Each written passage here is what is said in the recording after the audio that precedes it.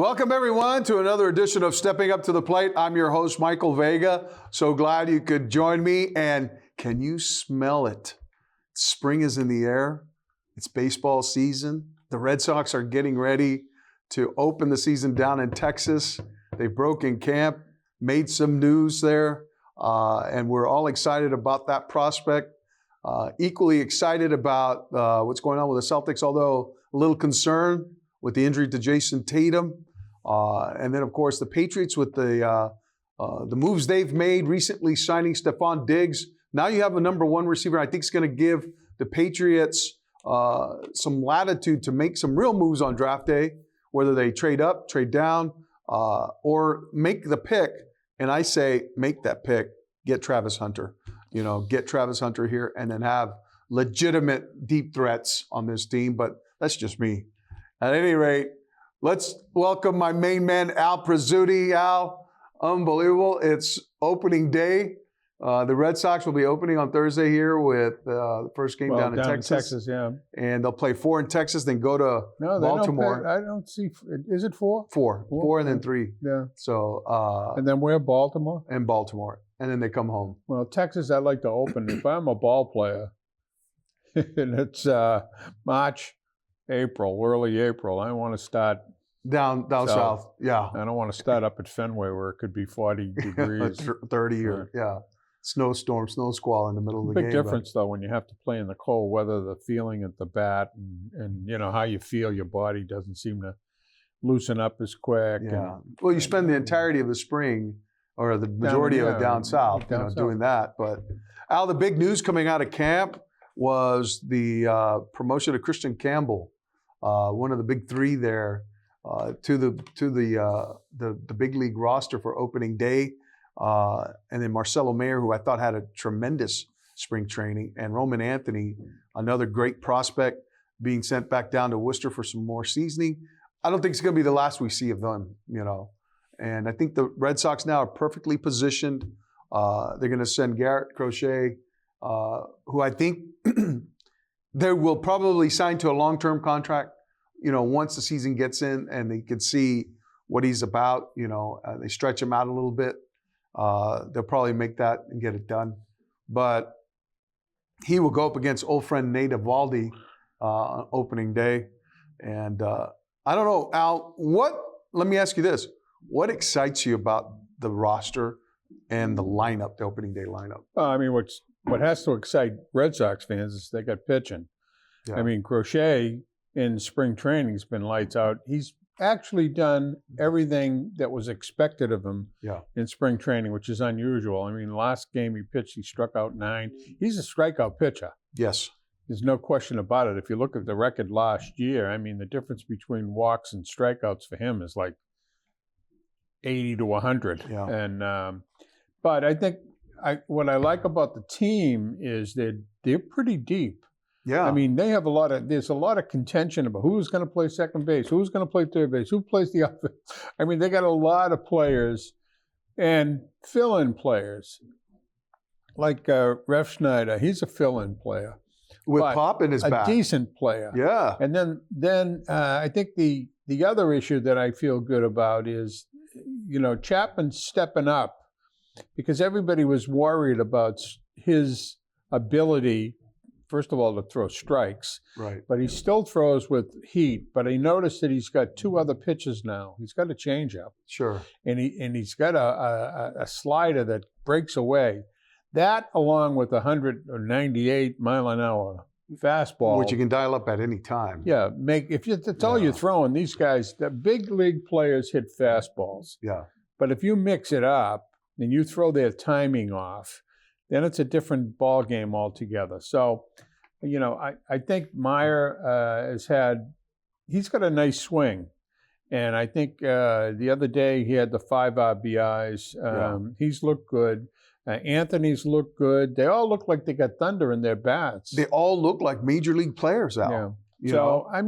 I think Red Sox fans got to look and say, we've had 2 bad seasons in a row, or 3. Yeah. And this is a chance for the team to win 90, 95, maybe more. I don't know, probably say around 95 games. which would be 14 more games than they won last year. Yeah. The only reason that I feel really good about that is pitching. Well, Al, I like the defense too that they have. Look at, You look at the left side of that infield. You're Bregman at third. You got Story at short, a healthy guy now. Now you settle on the rookie Campbell at second, and a big athletic presence there.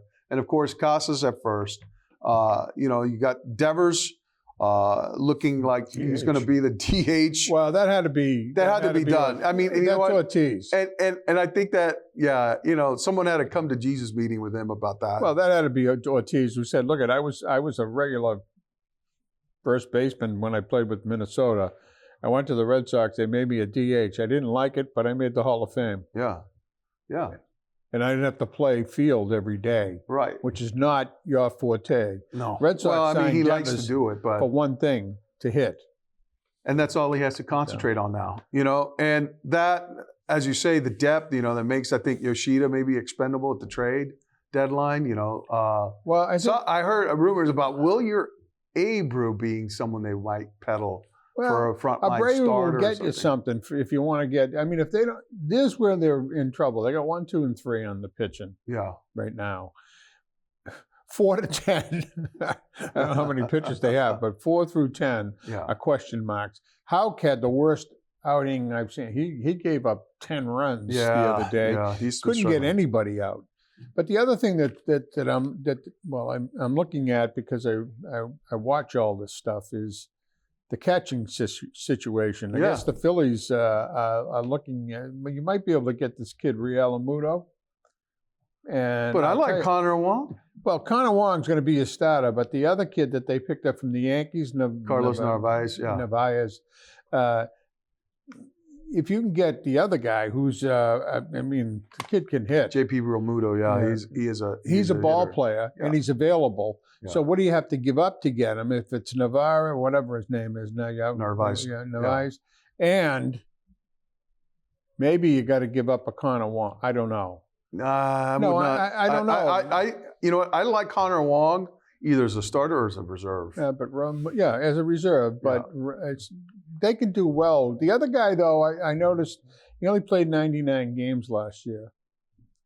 Real Muto, so he might be a little. Well, he's getting up there too. He's on the backside. But a deal like that, Al, would create an opening in the outfield for a kid like Roman Anthony to come up. Yeah, well, I think Roman Anthony will be the first one up because it depends. Unless, of course, it all depends on how Story makes it out of the first, first quarter. He's been if he can make it to the quarter pole. I've been watching him. He looks like he's healthy. Yeah, and he's pretty decent. Bregman at third is going to help them big time because third base, the hot corner, as they call it. How many times has he turned double plays from there?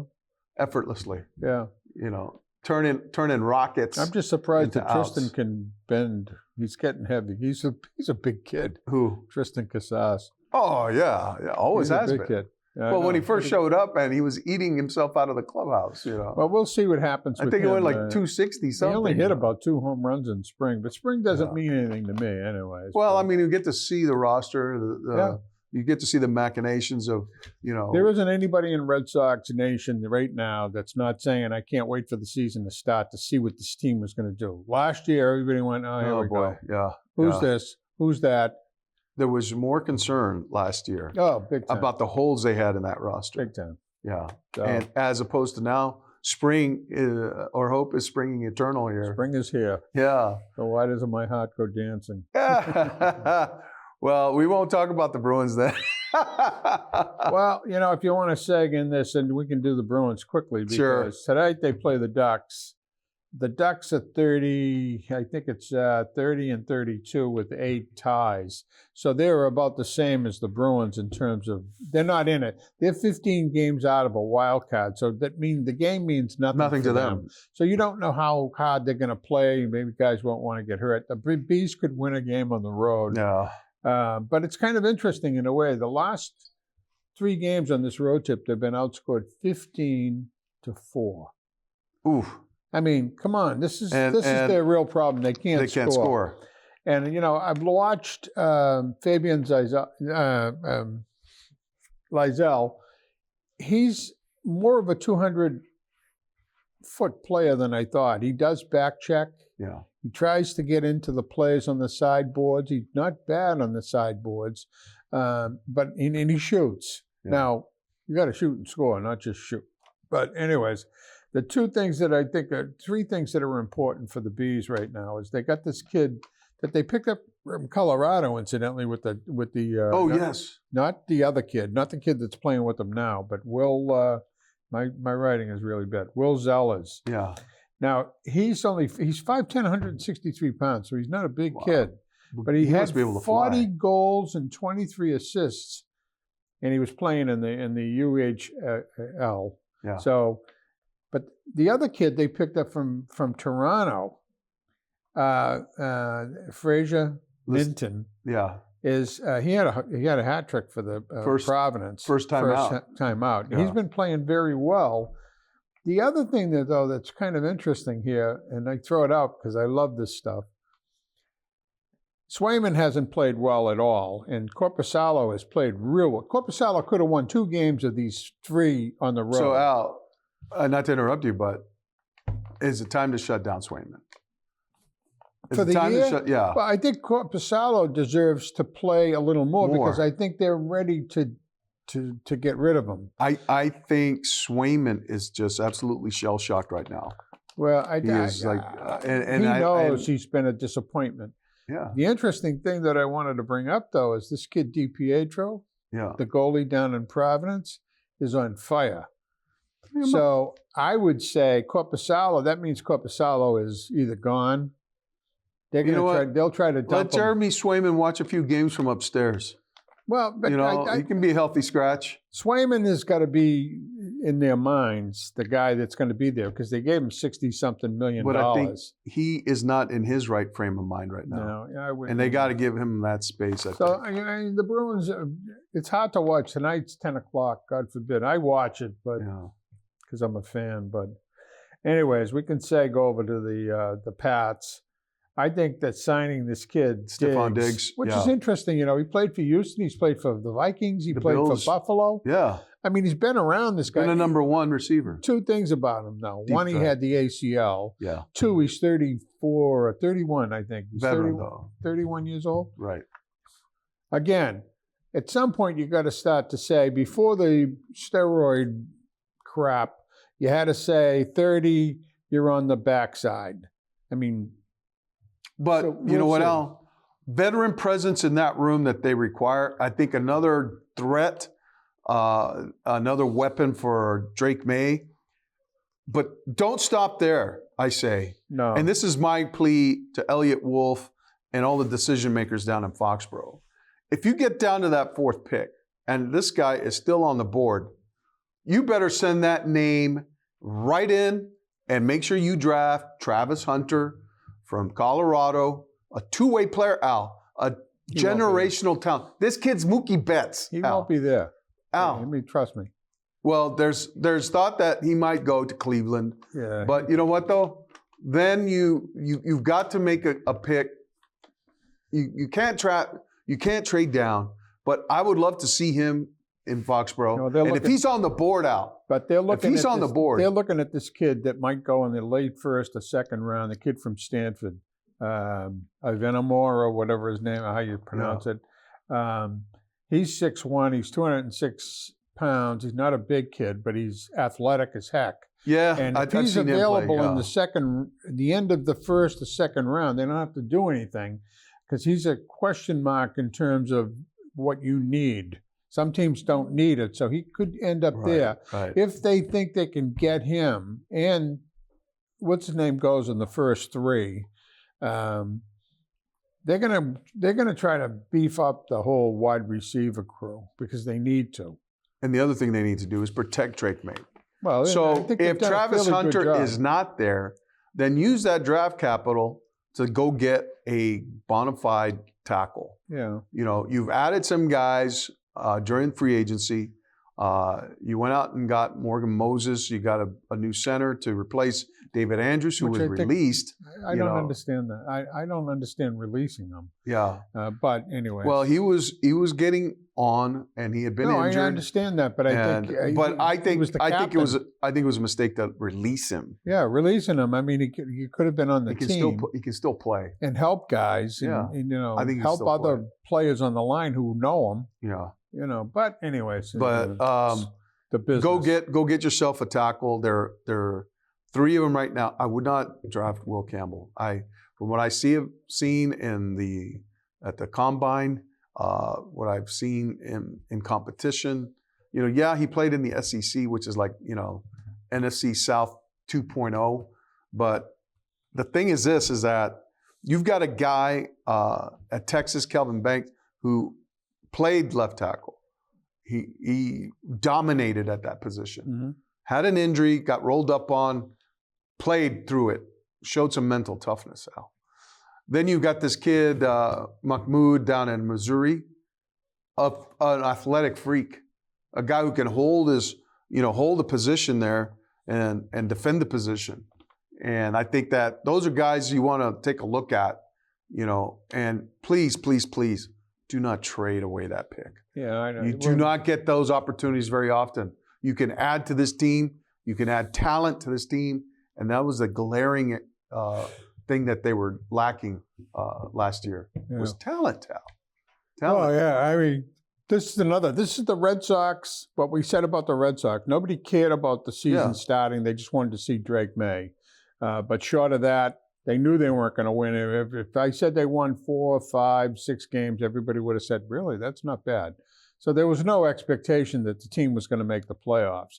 The same thing holds true when you look at what's going on with the Patriots. Nobody cared about them, really. Right.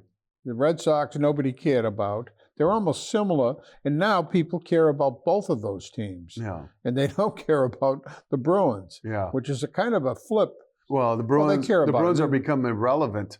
Yeah, well, that's the reason. And then the team that's going to make them all irrelevant right now are the Celtics. Well, that's an interesting thing because tonight they're playing. They're on at the same time. They're playing Phoenix at 10, and the Bruins are playing. And most people will probably watch the Celtics, although Phoenix doesn't have that good of a team. No. The issue here, though, is you got Brown out, you got Tatum out. Porzingis is always a question mark. You got Al playing, but they're all coming off days off too. Yeah, I mean, Brown came back for the game out in. But he's not. You got to watch that game. You got to watch Tatum because that ankle could have been. Oh my God, Al! It was could have been even worse. And what they're saying is that it's not as bad as they thought it could have been. But he still had 25 points. He still shot the free throws after he went down. And he's another game. And he still walked off the court. Yeah. I mean, he went to the line. After he hit Sabonis' foot, which got a flagrant, I don't know why. But well, because what Sabonis did was he landed in his landing space. Yeah, he didn't give him space to come down. I understand it. But what I'm saying is it wasn't intentional, and everybody said it wasn't intentional. So why not just call a foul, not a flagrant foul? It's a little different, in my opinion. Yeah. But anyways, I think the Celtics, only got 14 games left or something like that, 13, 14 games. I mean, they're not going. Everybody knows where they are. They're going to be the number 2 in that side. Correct. But the Cleveland Cavaliers have been struggling of late. And they may be slipping. Yeah. The number one. So here's an interesting conundrum, Al. If the Cavaliers have slipped to the point that now the number 1 is within grasp, and you've committed to giving Jason Tatum the rest that he needs or requires to the end of the season, will you resist the urge to want to play him in order to steal that number 1 seed? I think they resist it anyways. I mean, they're going to watch Tatum very carefully because he is the cornerstone, if you want to say it, of the franchise. So finishing first or second doesnn't mean anything to this. Couldn't agree with you more. Couldn't agree with you more because you know what, Tatum, you gotta have have that long-term outlook. What is this team capable of doing with or without Tatum?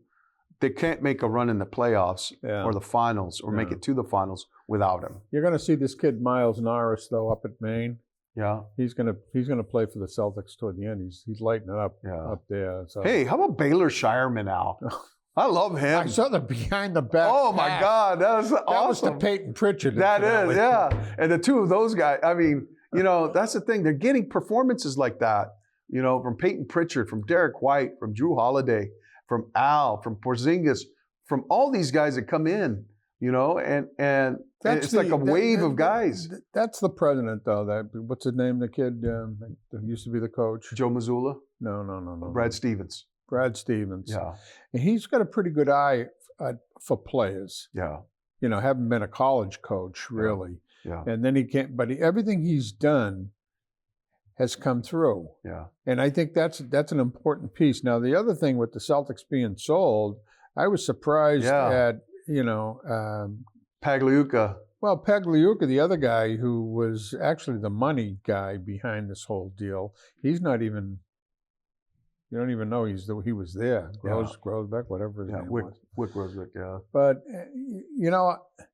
I don't think who owns the Celtics matters if they've got so much money, and they do.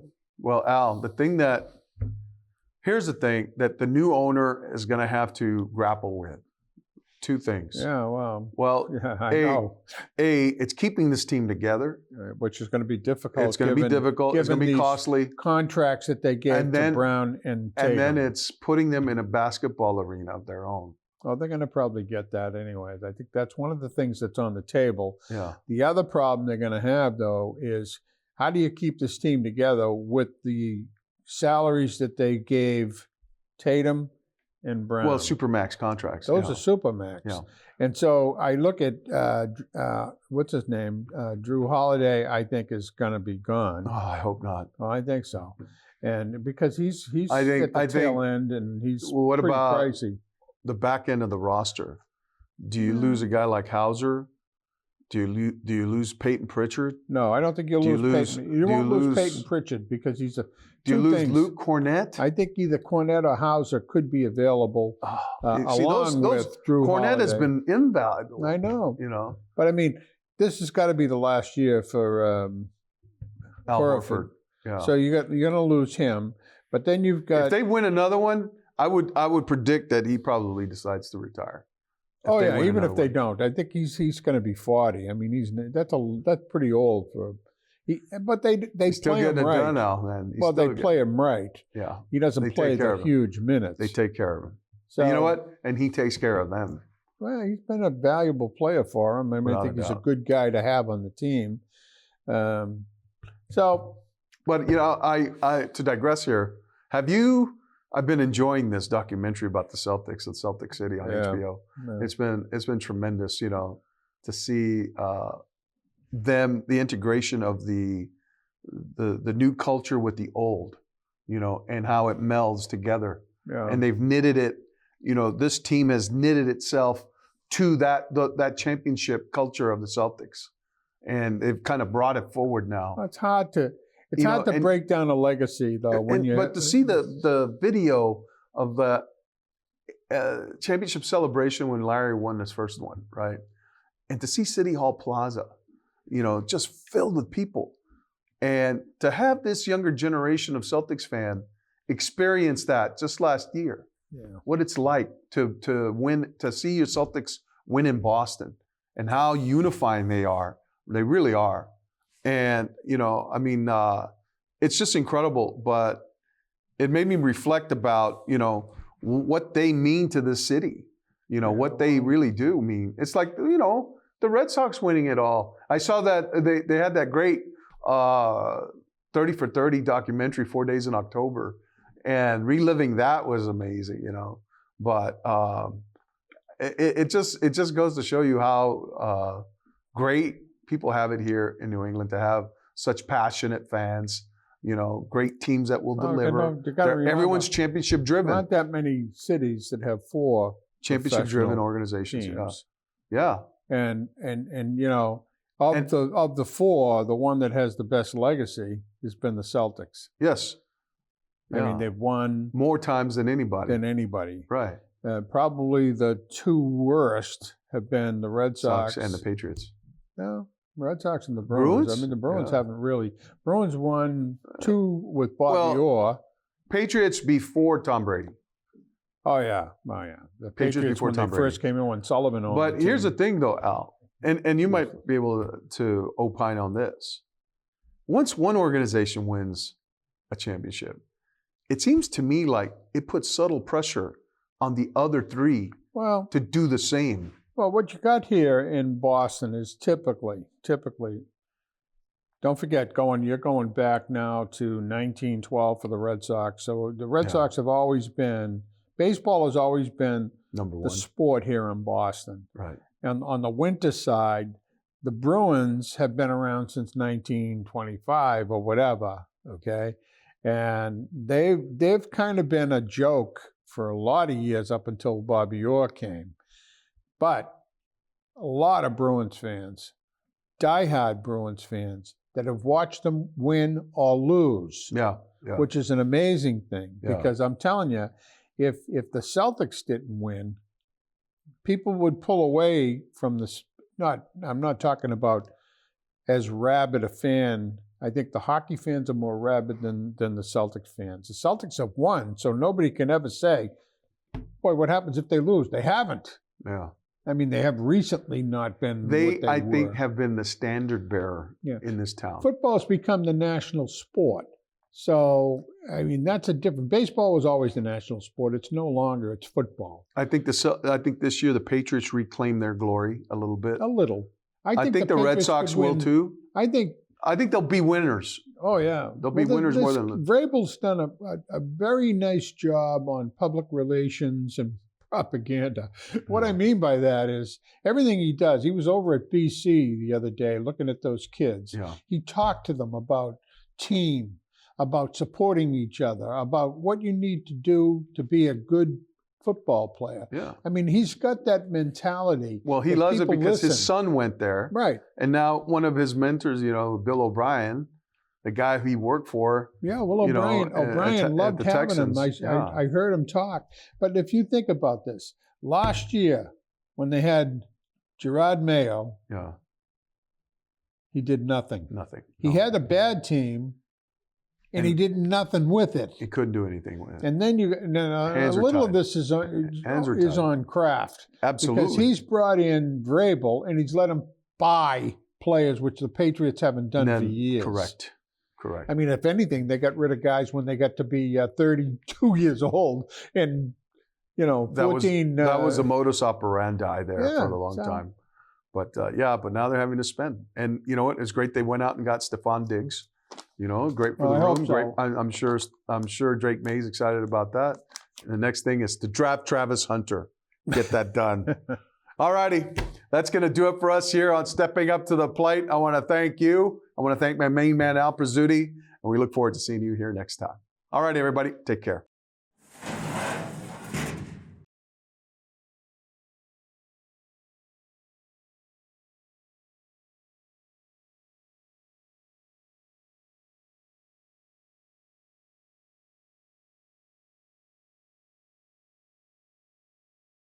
Three, two, one. Here we go.